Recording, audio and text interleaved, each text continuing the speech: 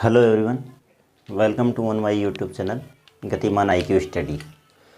तो आपकी चल रही है यहाँ फिजिक्स की क्लास, साइंस की। इसके अंतर्गत बिल्कुल आपको बेसिक कॉन्सेप्ट स्टार्टिंग से पढ़ाया जा रहा है और आपको हर चीज़ पढ़ाया जा रहा है।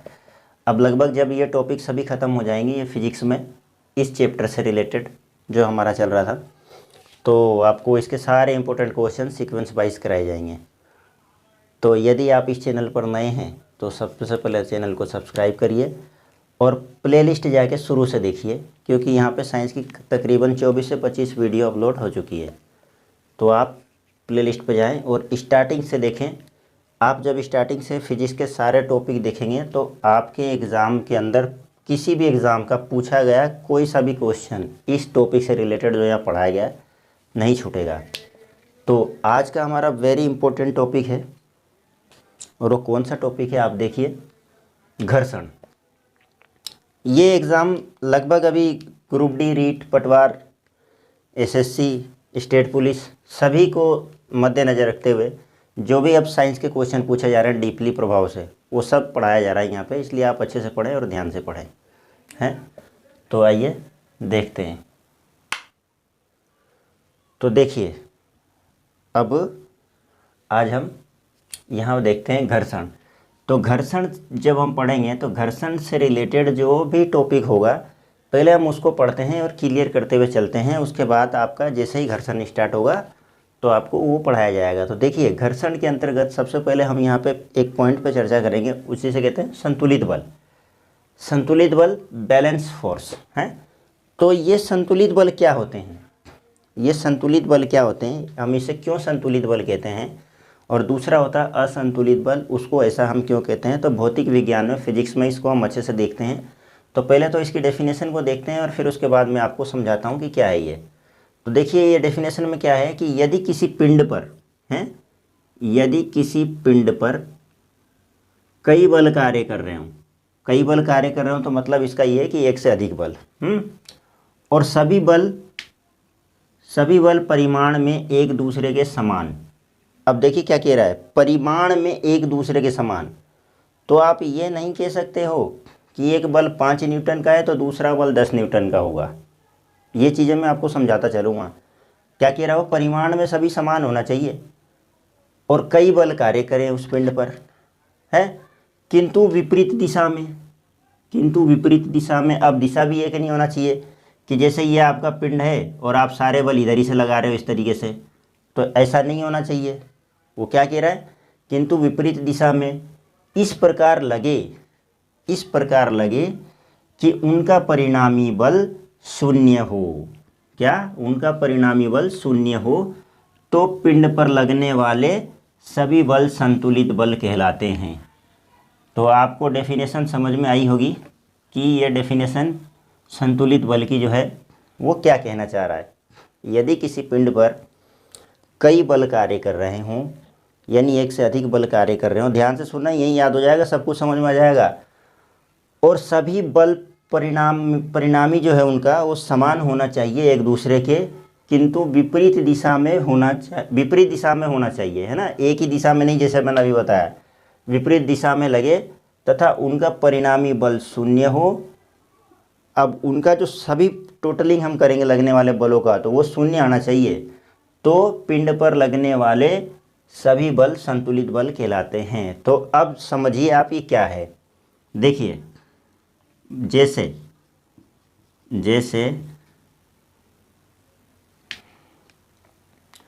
ये कोई आपका पिंड है,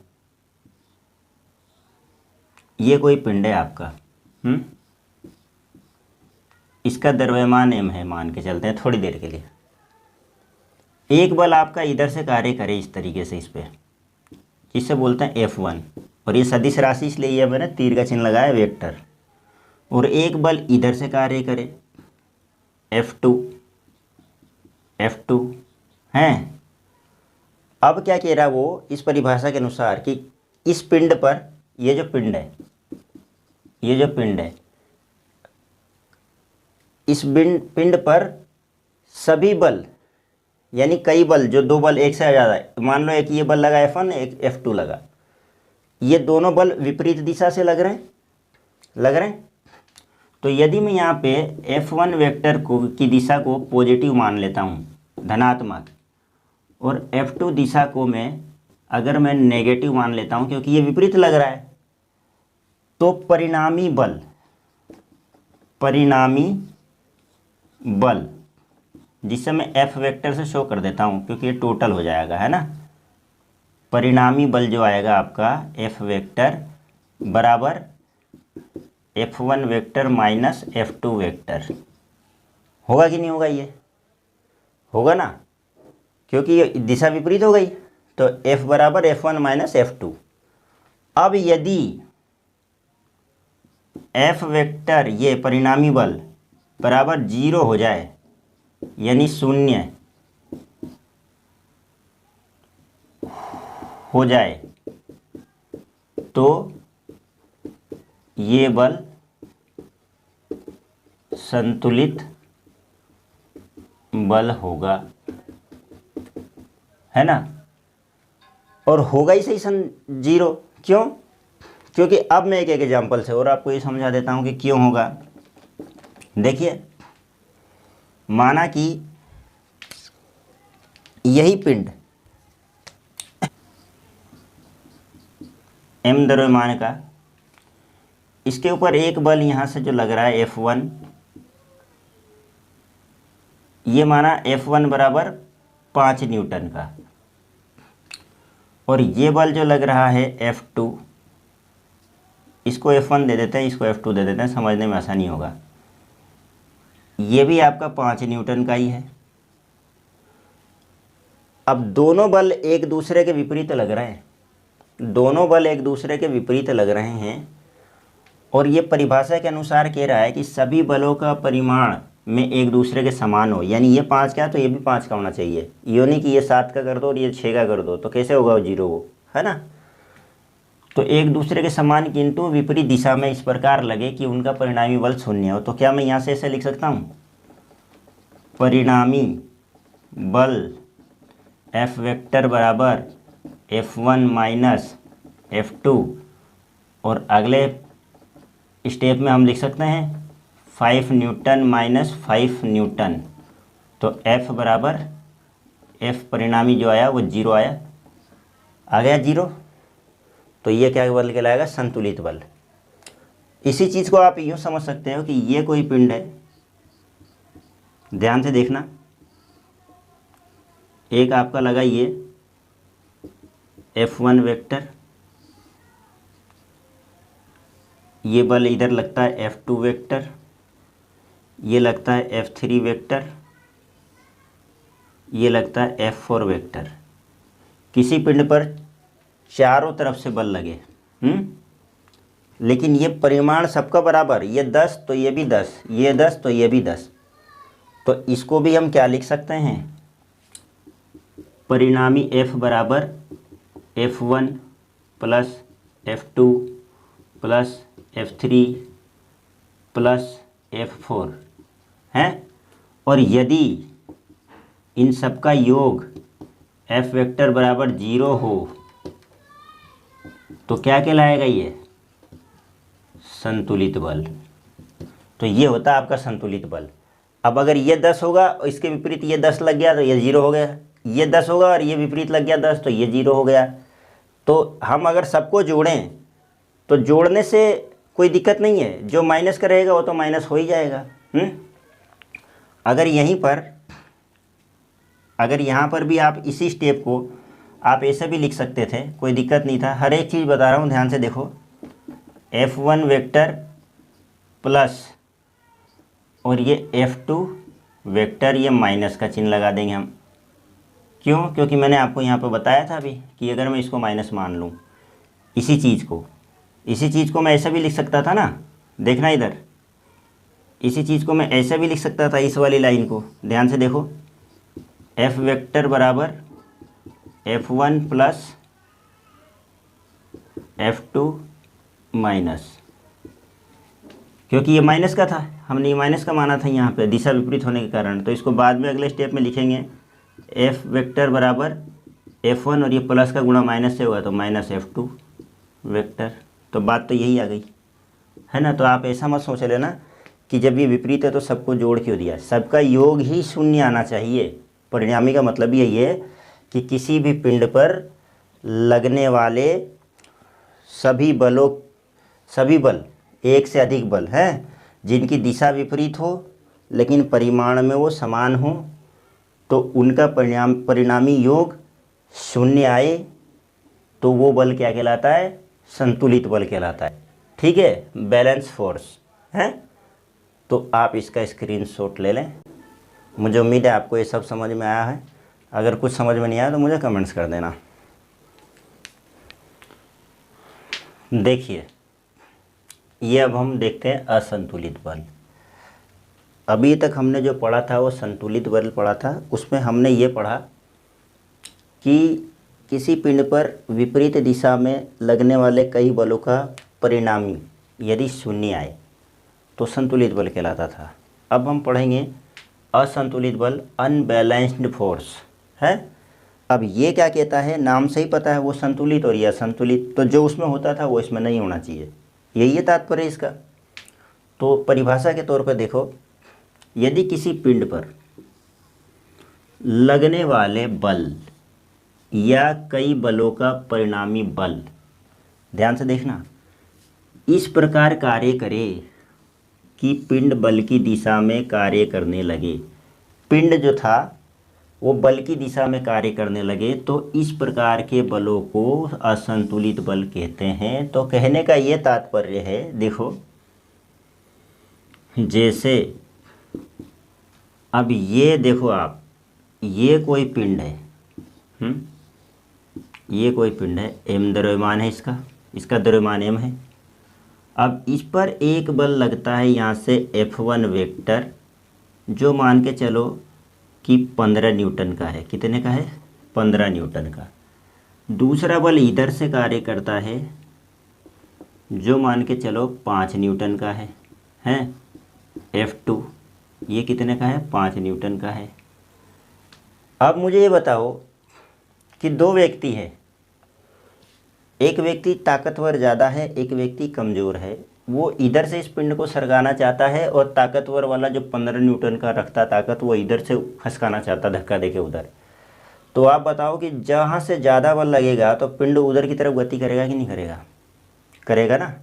अभी जीरो थोड़ी हो सकता है। जब इधर भी 15 था और इधर भी अगर 15 ही न्यूटन का बल लगता उल्टे साइड से, तो पिंड वहीं का वहीं रहता है। क्यों, क्योंकि 15 ही न्यूटन उधर से लग रहा है, 15 ही न्यूटन इधर से लग रहा है, तो पिंड कहाँ खसकेगा, वो तो जीरो ही रहेगा, शून्य रहेगी उसकी अवस्था। लेकिन उधर से तो लग रहा है 5 न्यूटन का बल और इधर से लग रहा है 15 न्यूटन का बल, तो 10 न्यूटन ज़्यादा हो गया, तो ये तो सरकाता हुआ ले जाएगा उसको।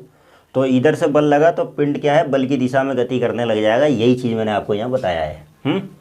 और इस अवस्था में आपका परिणामी जो होगा वो शून्य नहीं होगा, F is not equal to 0 है। तो ये असंतुलित बल कहलाएगा, है ना। तो मैं थोड़ा सा आपको एग्जांपल देके समझा देता हूँ। देखिए फिर एक बार देखिए परिभाषा को। परिभाषा क्या बोल रहा है, यदि किसी पिंड पर लगने वाले बल या कई बलों का परिणामी इस प्रकार कार्य करे कि पिंड बल की दिशा में कार्य करने लगे, तो इस प्रकार के बलों को असंतुलित बल कहते हैं। तो ये मैंने आपको यहाँ समझाया। तो इसी चीज़ को मैं यूँ लिख सकता हूँ, जैसे हमने पहले उसमें लिखा था कि परिणामी बल F वेक्टर बराबर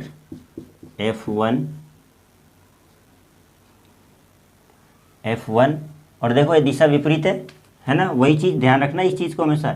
F1 यदि पॉजिटिव तो F2 विपरीत दिशा होने के कारण क्या होगा, नेगेटिव है। अब आप इनको अगर जोड़ते हो इस तरीके से तो यहाँ F2 क्या आएगा, नेगेटिव आएगा इस तरीके से। तो फिर बन क्या, देखना ये मैं जोड़ ही रहा हूँ मैं, लेकिन क्या है F2 को नेगेटिव दिशा में दे दिया ना अपन ने, माइनस का, इसलिए मैंने यहाँ माइनस F2 लिखा है।